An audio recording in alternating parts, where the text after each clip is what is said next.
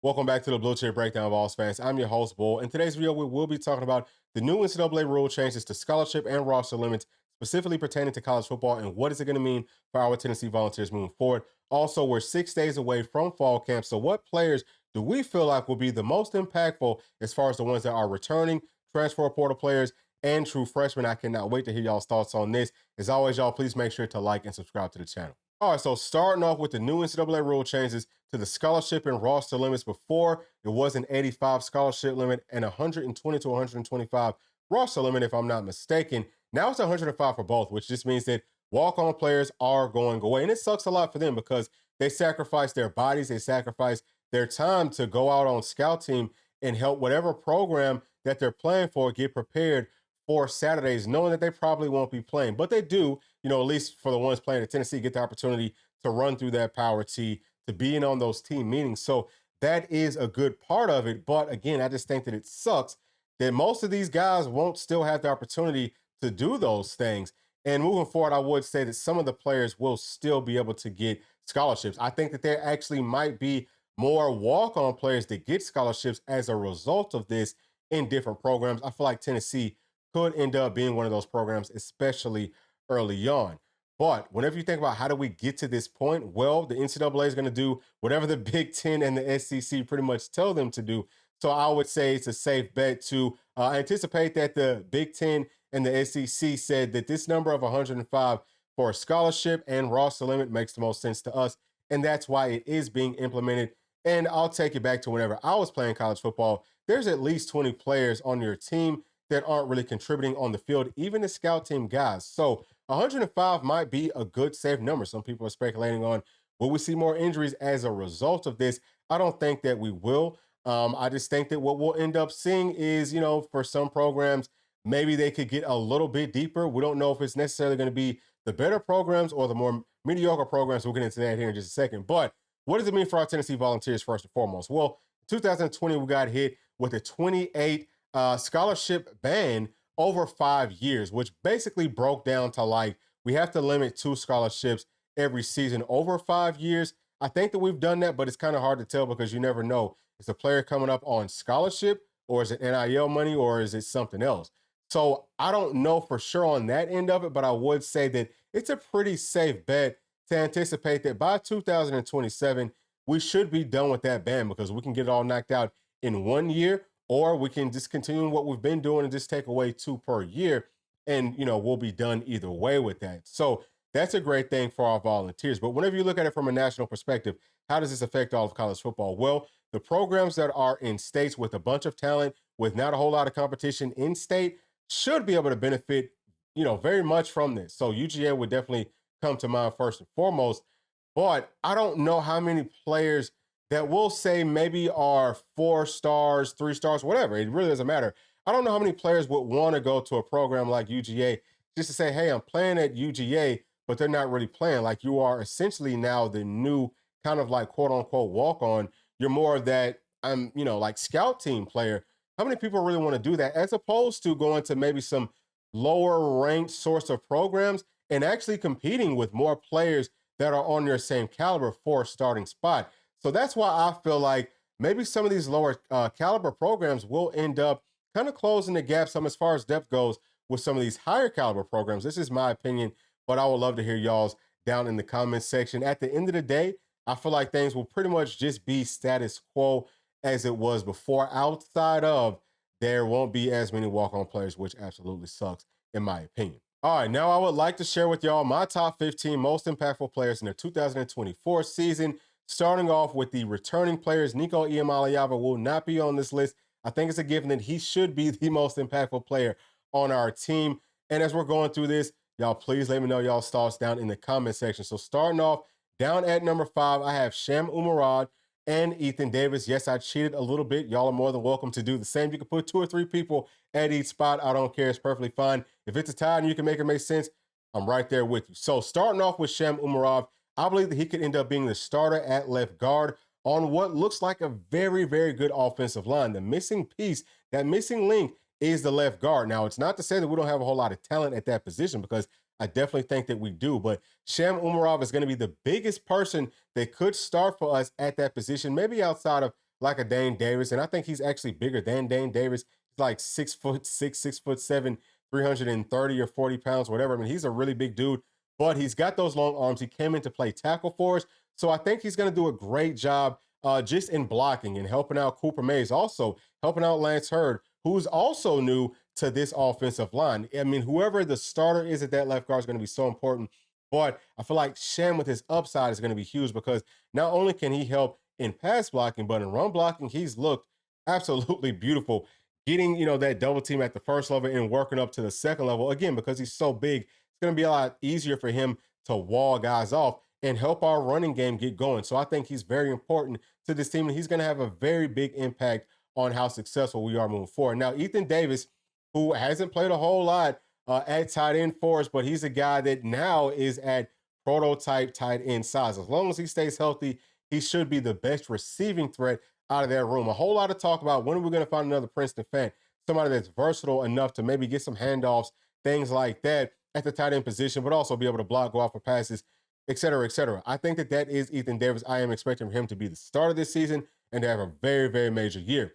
And number 4, I'm going to have Caleb Herring. Now, he went from, like 6'5", 205, whatever he came in at as a true freshman, to being 6'5", 250. Now, if he keeps the twitchiness that we've seen out of him even last season, then he's going to be a major, major player for us because James Pierce at the Leo position as the starter is someone that everyone's going to be at least double teaming on every single play this year. But once he comes up off the field, you have to keep in mind that you're going to have to double team the other guys coming in behind him. I probably could have put Joshua Joseph right here next to Caleb Herring, but I just think that added weight and Caleb Herring's upside means that he will be a player that teams will try to, block with only one person early on in the season, but at the, kind of like towards the middle, they're going to have to send 2 bodies at him as well, and this is going to help our entire pass rush be very productive on an extremely consistent basis. So at number 3, I have Ricky Gibson playing at cornerback. He looked good last year whenever he got his opportunities. Very impressed with how physical he is, with the way that he understands how to stay on top of routes in man or in zone coverage. Taking that step forward this year is going to be huge because I think that he could end up being a lockdown guy, and it'll help us to, kind of get more creative from the, defensive coverage and blitz scheme perspective up under Tim Banks. So expect for him to have a huge year. Now, at number 2, I have Tyree Weathersby, who's going to be playing at strong side defensive end. I have him as the starter. Now, I love him because he can most definitely set a strong edge. Going to be great in run support, but whenever you talk about getting after that passer, not just with James Pierce on the other side, but now you got 2 sides with 2 guys that, listen, Tyree Weathersby showed, even in his high school film, that he's got some good pass rush moves, and that's pretty rare to see, especially from high school defensive linemen. He's going to be able to get after that quarterback, maybe not as much as a James Pierce, but with him only getting blocked by probably one person, someone's going to come free. And I think that him, being up to 270 pounds, coming off that edge, remaining, or keeping that twitch is going to be an absolute and total nightmare for whoever is trying to block him. So at number 1, I'm going to have Keenan Pili. A lot of people just overlook him, but he's going to be very, very special as long as he's healthy.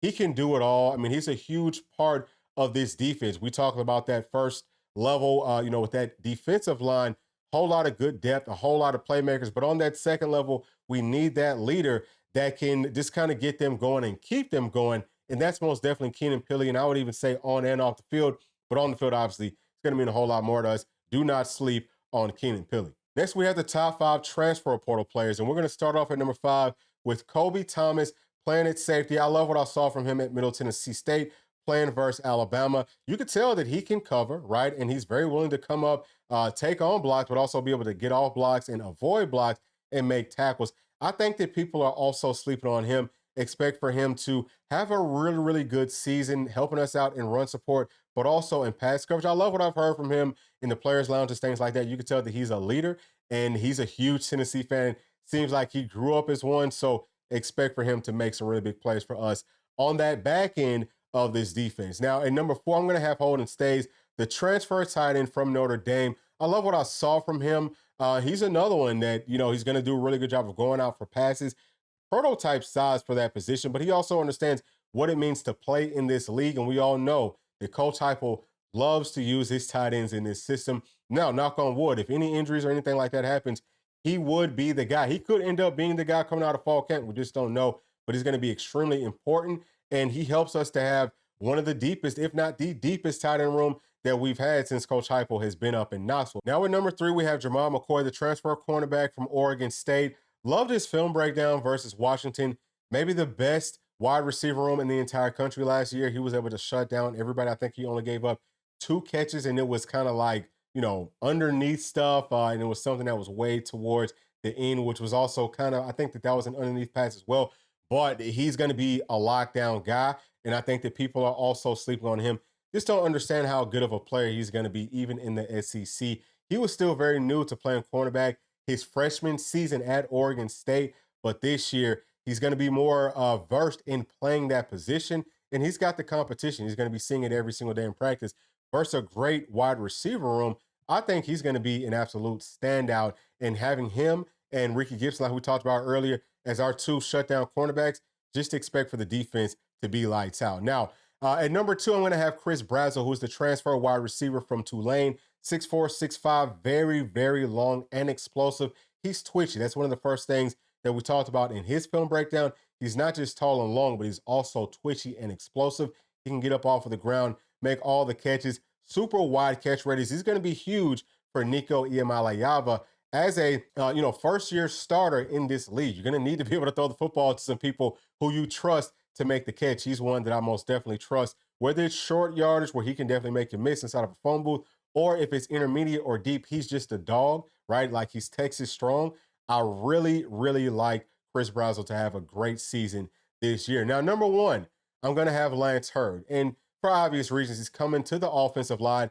Nico's blind side. We need somebody who can step in and make sure that that is solidified. I believe that Lance Hurd will most definitely do that. Expect for Nico to have a lot more time than, maybe what Joe Milton saw last year. And that's not a knock on John Campbell or anyone else. But if you look at this offensive line, from top to bottom, right, as far as the starters go, very, very good. But having that blind side protected is going to be huge. So I think that Lance Hurd should have a very good year for our Volunteers. And finally, for the true freshmen, starting off at number 5, Braylon Staley and Edwin Spillman. So Braylon Staley is a player that we loved his high school film. He's a dog about 6 feet tall. He has great speed, goes up, gets that football. He's very, very tough. I think that he comes in right behind Squirrel White at the slot position. Now, a lot of people haven't been talking about him because he wasn't participating in the orange and white game, but he looked really, really good in all of spring practice. But do not sleep on him. He is a stud. I think that he is every bit as good as Mike Matthews. Now, the next player, Edwin Spillman, love what I saw from him through all of spring, especially in the orange and white game. The insiders are saying that he might not contribute very much unless it's on special teams. And I could definitely see that. I can understand that. I'm fine with it. But I think that if you want to rotate as much as we did last season, then Edwin Spillman will be getting into the game. I just love the way that he plays. As long as he can pick up what to do, which I feel like he can. If he can pick that up, then he's a guy that you want out on the field as a true freshman to get that experience, but also because he will be able to help this football team out. But I think that he will make some big plays for us this season. Now, at number 4, I have Boot Carter. Maybe he could have been a little bit higher on this list. My biggest question mark, for Boot Carter and really any of these young secondary pieces is, will those, coaches play them? Because we typically just don't play the younger secondary guys, but I love everything that I've seen from him. I mean, his footwork, his athleticism is tremendous, and he's just special. He has that it factor. He's a dog, and I trust him. Like, just from what I've seen, I trust him to play anywhere in the secondary.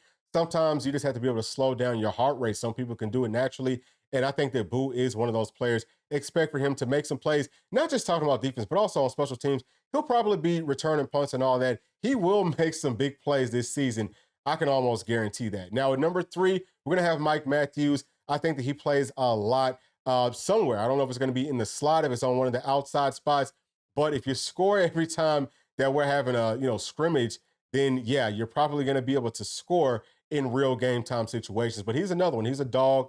Watched him for a very long time. I know that he's going to bring it every single day. So I would not be surprised to see him have a very, very big year as far as these true freshmen go. Now, number 2, Peyton Lewis.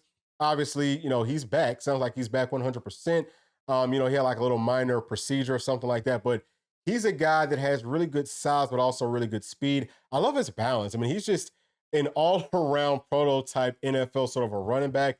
I think that he could have a breakaway year. I mean, listen, I know this is saying a whole lot, but I could see, I'm not saying that it will happen, but I could see him by the end of the year being the best running back pound for pound on this team. I could see that happening, but he's one to most definitely keep a very close eye out on. And the number one, I've got Jordan Ross. Now, we've got a very deep defensive line, but I think that he is just that good. He's that special.